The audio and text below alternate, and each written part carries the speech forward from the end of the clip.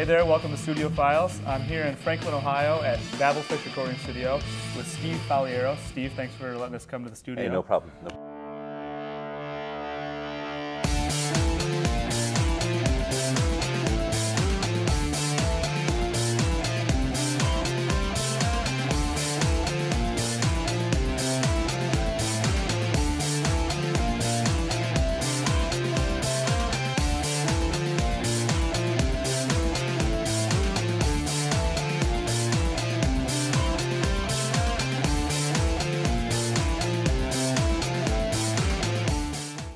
Now, there's been a big trend in the last couple of years with the home recording, small studio, studio recording.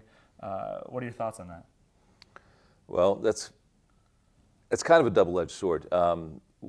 When I opened the studio back in '97, that was an issue even then. The computer really hadn't come into what it is now, but there was a lot of things out there even then, and that was a concern. I always said, well, this is a big studio. You can't get that at home.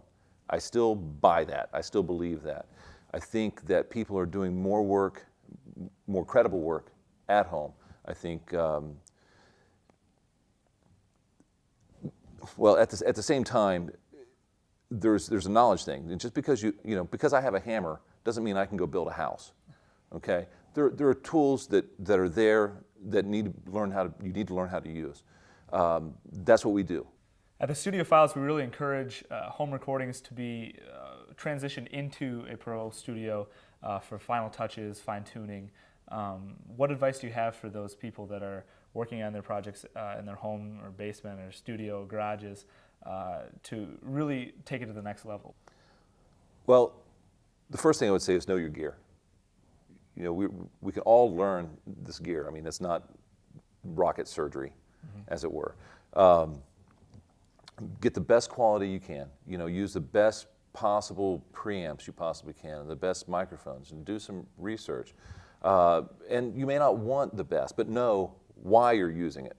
I'll tell drummers at times, as in a producer role, why'd you do that fill there? And I'm not saying don't do it. I'm asking, why did you do it? Well, if if it's to set up the next line or whatever, then yeah, hey, go ahead. Or maybe try this. But if they say, well, I don't know, then we're not going to do it. So if you want to use a cheap microphone and a cheap preamp to get an effect, know why you're doing it. If you want it to sound like Tom Waits, that's cool. That's great. Then we know why. But know why you're doing things. The other thing is, don't be afraid to come to a big studio. In the national scheme of things, if you look at the back of an album cover, there are credits that say recorded here, here, here, and here, and here. Every studio has a different purpose. Just like every guitar sounds different. Every studio sounds different, and the people that work there are different. And they can help you out.